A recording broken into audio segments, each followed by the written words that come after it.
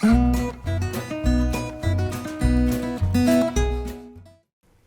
folks, Nina Oliveri here today with Katie Cass and Leah Devereaux, and they're from Bedford Family Connections, and we're going to talk to them today about Bedford Family Connections and what exactly it is and how it started. And so Katie, can you talk to us about what is Bedford Family Connections? I mean, we know it has something to do with Bedford and family and connecting, so.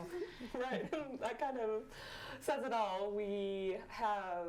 Our charge is to have families who have babies from 0 to 5 and their families get connected, and we do that in multiple ways. We have play groups, we have mom's nights out, dad's nights out. We have larger events where you can bring multiple age children, and it's our job to kind of make you feel supported within this really crazy, frantic time of life before kindergarten. We are the stopgap measure before kindergarten. All our play groups are to get you and your children to have connections and friends, so that when you go into the school system, you already know all these people, and it's not as scary. Okay, so and you both have younger children, so can you share with me how, maybe Leah, you can answer this question. Sure. So how did you first hear about it? How did you learn about it? So our friends out there, how would they know? I mean, hopefully they're watching this and they're learning, and maybe they can Google Bedford Family Connections. But initially, how did you find out about it? Yeah, so back before the pandemic, so we moved here in 2018, and at the time, gosh, I was pregnant with our second, and I had my first, and we found out about the Playroom, which is at the Universalist Church, and it's been happening there since BFC was founded in 1988. And I went one time, and it was it used to be open every day, every morning, and you could just go in and be with other moms. And so I found out about it, went to the Playroom, and met some people, and decided to join. Then I wasn't super active, and then the pandemic hit because, I had my baby, and then the pandemic hit, and so they started doing virtual events during that. And one time, they posted on Facebook hey, join our planning meeting, and I was just scrolling Facebook, and I'm like, might as well do something productive with my time. So I joined the planning meeting. Shortly after that, I became the Mom's Night Out coordinator, and then when the co-director position came up, I took that on. But it was so great for my family, for the kids, finding friends and community. So, and literally connecting with people here in Bedford of their age, and they'll grow with them together.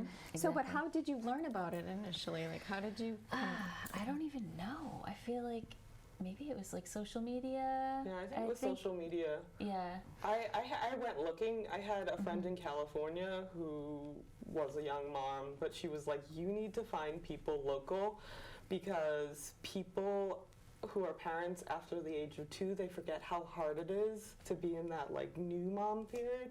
So she was like, go find people.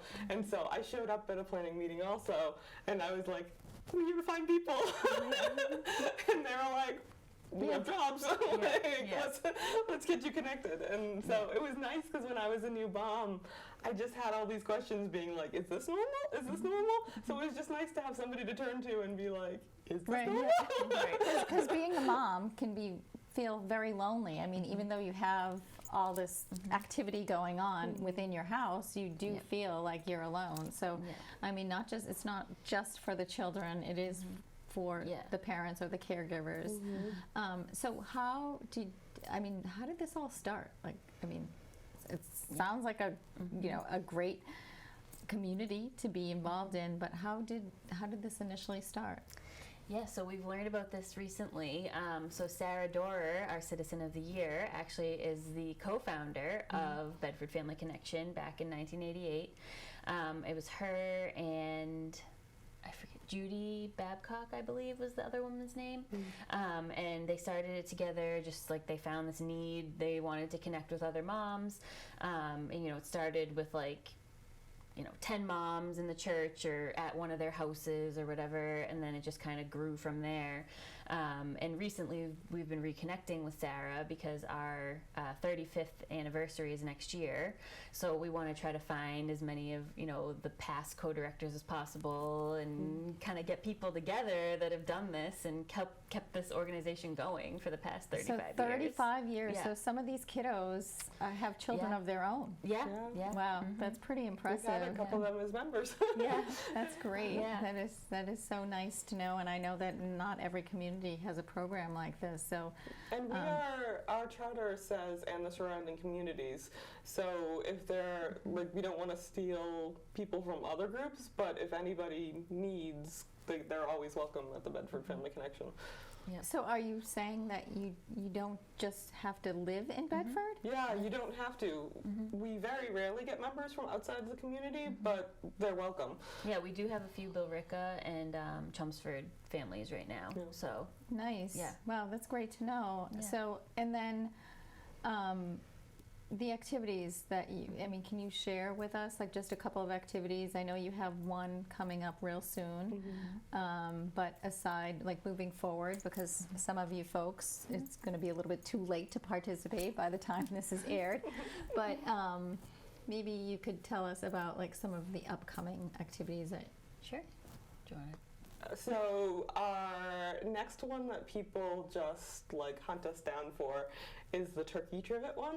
And what we do is we take tiles that we get at hardware stores and we set it up so that your little one can put their handprint on the tile, and then they decorate it and turn it into a turkey, and we send you home with instructions about how to bake it so it's a keepsake forever. And we have people who have their little ones' handprints from every year they've been in the BFC, so it's their little turkey growing up. Yeah.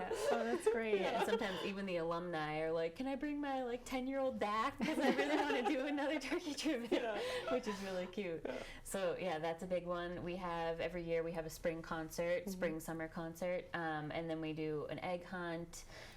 We do some sort of winter party. That one's kind of been back and forth since the pandemic. Last year we decided to do a goodie bag type of thing, and we all met at the playground and distributed the goodie bag. So what's cool is every 2 years there's new co-directors, so you can kind of do what you want with it. Within, you want to keep the main traditions, but you can shift things the way that works for you as a volunteer, because we're there's a lot. We are 100% volunteer driven. Okay, so that was my next question. So you are 100% volunteer driven, and how does it get funded? Because I'm assuming if you're, coordinating different events, how does that get funded? Well, after this airs, we will have already passed, but tomorrow is our Halloween bash, and that's our biggest fundraiser of the year. So we raise money through sponsorship and then through ticket sales for that.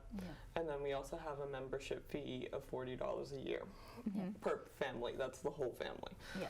No matter how many kids you have. And so you have to be a member in order to participate in any of these events, correct? It depends. Some of our events are public. So tomorrow, the Halloween bash is a public event. So we have a couple public events every year. The egg hunt is one. The spring concert is one. We charge a little bit more for non-members versus members. And then we do get sponsors, local businesses sponsor us. Yeah. Like me. Yeah, like Nina. So our events are to get the word out about the BFC and bring in new members, but we have our monthly events, Dad's Nights Out, Mom Night Out, Caregivers Nights Out, the Playroom. Those are for just members. Okay. Yeah, and we always do a children's craft on a weekend or something, and there's a lot, because we also have what we call K play groups. So the year that your child will go to kindergarten, they have that's how they're named. So if you are just having a baby now, you'd be in K28. So your child's going to go to kindergarten in 2028. Oh, and so we sweet. help you guys get connected, and that's the whole thing is finding those same aged families so that you move through that with them all the way up to kindergarten. So you're as a little one, the kiddo isn't afraid to. Yeah. Well, And we have volunteer leaders for those groups who has a child in that age range, and they set up play dates. A couple And the play play dates a month. groups look very different. Like when you first join, it's more of a way to mom socialize. They'll go on stroller walks, and the baby will just be asleep.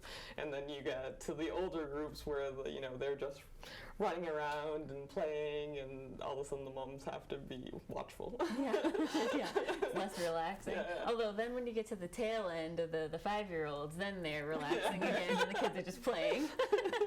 Yep, all the different stages. Yeah.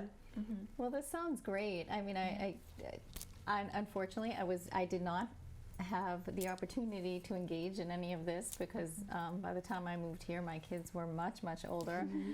But I had had the opportunity when I had the little ones, I think it would have been very, very helpful. Just because sometimes being home, even with just, is just lonely. It can be a lonely time, and I mean it's a great time. You do get to see all those milestones that the kiddos go through, but here you get to see them together as a community, so that's great. And how can our friends here get in touch with you? You want to share that? Yeah. We have multiple ways. Yeah, so we're on social media, which is at BFC and BFC. How does it name now? PFC Today, I think. Yeah, or we're on sorry. Instagram. We're on Facebook. You can reach out to us at bfcdirectors.gmail if you have questions before you join up, and then we also have our website, which if you Google it, will come up. Yeah, so bfcdirectors@gmail.com, and then bfctoday.org is our website. Yeah. Yeah.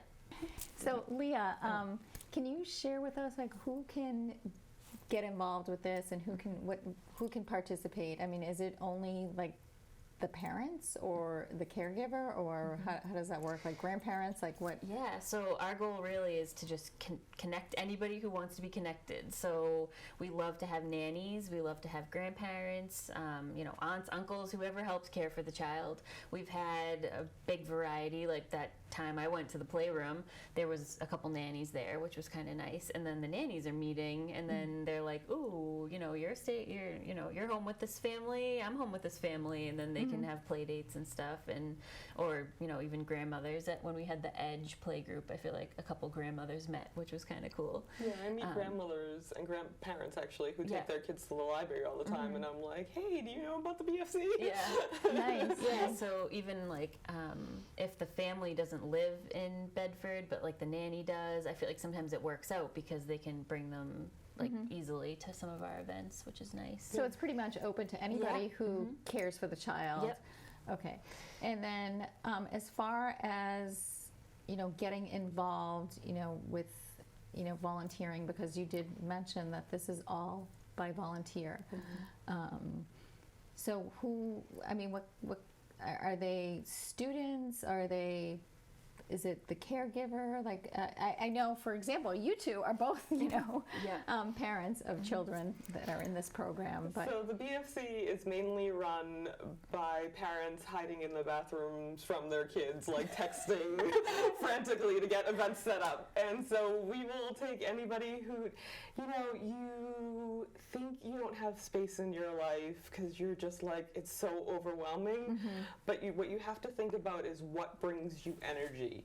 If you are spending more time with adults, or if you get to use a different part of your brain than the caregiving brain, all of a sudden you feel the surge of energy, and it makes everything else easier. When you're like, I did this, I accomplished this week, okay, let's go do potty training, So it's anything. So as far as if somebody to set up, or it's funny. So you probably need all hands on deck. Yeah, Okay. and we have smaller committees, so if people just want to get their feet wet, like I said, I started off as Mom's Night Out coordinator, and Mom's Night Out is just once a month. So I love how you just said I started out as just. Yeah, well, I know, just that's true. that is a big deal. Right. Yeah, and then so we have our one-time event committees. So for example, tomorrow is the Halloween party, and we have like a whole group of volunteers that are just Halloween party volunteers, and then they're done for the year. And then if they want to do another thing, they could do the spring concert, and that's another one-time thing. So there's those like reoccurring, or there's just like the one-off. We don't want to add stress to anybody's life. It's the reason that this position is a co-directorship. It's so that it's, you know, many hands make light work. We are set up so that we have committees, so there's lots of people going towards whatever goal is that next event or that next way that parents needs to be supported.